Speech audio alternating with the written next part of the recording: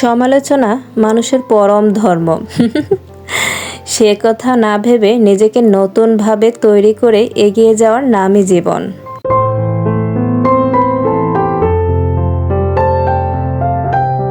বিসমিল্লাহির রহমানির রহিম। Hello everyone, আসসালামু আলাইকুম। কেমন আছেন সবাই? আশা করি কাছে ও দূরে, দেশ কিংবা দেশের বাইরে যে যেখান থেকে আমার আজকের ভিডিওটি দেখা শুরু করেছেন বা শুনছেন, মালিকের দয়ায় সবাই সুস্থ আছেন, ভালো আছেন, নিরাপদে আছেন। আমরাও আলহামদুলিল্লাহ আপনাদের সকলের দোয়া ও ভালোবাসায় মালিকের অশেষ দয়ায় বেশ ভালো আছি। আর যারা অসুস্থ থেকে আমার আজকের ভিডিওটি দেখছেন বা দেখছেন না, তাদের সকলের সুস্থতা কামনা করে মায়ের সংসার থেকে নতুন দিনে নতুন আরও কিছু কাজ ও গল্প নিয়ে চলে আসলাম আপনাদের মাঝে। আশা করছি বরাবরের মতো আমার আজকের ভিডিওটি আপনাদের কাছে অনেক ভালো লাগবে। ভালো লাগলে প্লিজ ভিডিওর শুরুতেই একটি লাইক দিয়ে সবাই শুরু করবেন। ভিডিওর শুরুতেই লাউ ভাজি করে নিচ্ছি।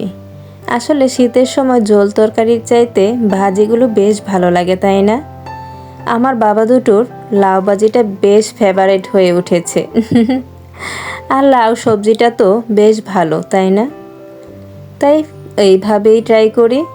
বাচ্চাদের পছন্দটাই তো আমাদের মায়েদের সব সময় খেয়াল রাখতে হয়। যেহেতু ওরা এটা পছন্দ করছে, আমার জন্যও সহজ হয়ে গেল। কে কে লাউ ভাজিটা ট্রাই করেছেন অবশ্যই কমেন্ট করে জানাবেন। আমার আপুদের কাছে আবারও রিকোয়েস্ট করে নিচ্ছি, এই ধরনের সাধারণ লাইফস্টাইল ভিডিওগুলো যদি আপনার ভালো লেগে থাকে, প্রতিনিয়ত দেখতে চান, তাহলে চাইলেই কিন্তু সাবস্ক্রাইব করে আমার এই ছোট্ট পরিবারটাকে একটু একটু করে বড় হবার পথে আপনিও সঙ্গী হতে পারেন। চাইলে আপনি আপনার ফ্রেন্ডস অ্যান্ড ফ্যামিলির সাথেও শেয়ার করতে পারেন। অলরেডি যারা এই কাজগুলো করে দিয়েছেন তাদেরকে জানাই অসংখ্য ধন্যবাদ, অনেক অনেক ভালোবাসা।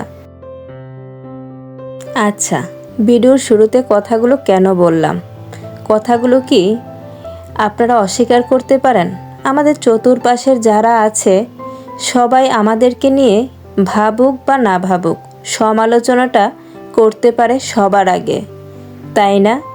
কে কে একমত অবশ্যই চাইলে আমাকে জানাতে পারেন। আপনাদের সাথে একটা গল্প বলি। আপনাদের ভাই সব সময় তার ছেলেদেরকে গল্পের আকারে শিক্ষা দেওয়াটা বেশি পছন্দ করত। কোনো একটা ঘটনায়, আসলে আমার ঠিক মনে পড়ছে না, কোনো একটা ঘটনায় আমার ছোট্ট বাবাটার মনে দাগ টেনেছিল, ওর মন খারাপ ছিল, কেউ হয়তো বা ওকে নিয়ে সমালোচনা করেছে। তার প্রেক্ষিতেই আপনাদের ভাই এই গল্পটা আমার বাবাটাকে শুনিয়েছিল। একটা বাবা তার ছেলেকে নিয়ে রাস্তা দিয়ে হেঁটে যাচ্ছিল, সাথে ছিল একটা গাধা। গাধা নিশ্চয়ই সবাই চেনে। এই গল্পটা আপনারা চাইলে আপনাদের বাচ্চাদেরকেও শোনাতে পারেন, হয়তো বা কিছু হলেও উপকারে আসতে পারে। প্রথমে বাবা আর ছেলে হেঁটে যাচ্ছিল গাধাটাকে পাশে নিয়ে। একজন লোক তাদেরকে কমেন্ট করলো, কি গবেট, একটা গাধা থাকতে দুজনে হেঁটে যাচ্ছে। যাই হোক, তখন বাবা চিন্তা করলো তাহলে ছেলেটাকে গাধার পিঠে চড়িয়েই দেই। ছেলেটাকে গাধার পিঠে চড়িয়ে বাবা ছেলে গাধা হেঁটে চলছিল।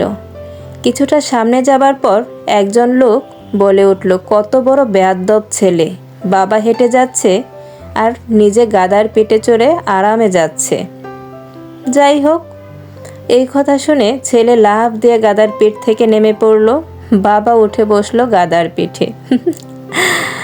কিছু দূর এগোতে না এগোতেই আরেকজন সমালোচনা করলো, কত বড় নির্দয় বাবা, ছেলেটাকে হাঁটিয়ে নিয়ে যাচ্ছে আর নিজে আরাম করে গাধার পিঠে উঠে বসে আছে। তখন দুজনে মিলে সিদ্ধান্ত নিল দুজনেই গাধার পিঠে উঠে যাবে। কিছু দূর যাওয়ার পর আরেকজন লোক কমেন্ট করলো, কত নির্দয় মানুষগুলো, দুজন মিলে গাধার পিঠে উঠেছে, এই অবলা প্রাণীটাকে একদম মেরেই ফেলছে অত্যাচার করতে করতে, মুখে কিছু বলতে পারছে না বলে। আসলে আমাদের চারপাশটাই এরকম, আপনারা যা করতে যাবেন সেটাতেই সমস্যা। আপনি ডানে গেলেও সমস্যা, বামে গেলেও সমস্যা। তাই আমি বলবো সবসময় আপনি আপনার নিজের মনকে জিজ্ঞেস করবেন। আপনার নিজের মন যদি আপনাকে সায় দেয় যে আপনি সৎ, আপনার কাজটি কারো ক্ষতির কারণ হচ্ছে না, আপনি নিজের মনকে যদি নিজের মনের কাছে উত্তর দিতে পারেন, তাহলেই মনে করবেন পারফেক্ট। আপনি যত পারফেক্টভাবেই করতে যান, পাশের মানুষগুলো কখনোই সবাই আপনাকে সাপোর্ট করবে না। এটাই জীবনের চরম বাস্তবতা। সেই একটা শিক্ষা আলহামদুলিল্লাহ আমার ছোট বাবার জীবনে অনেক কাজে এসেছে।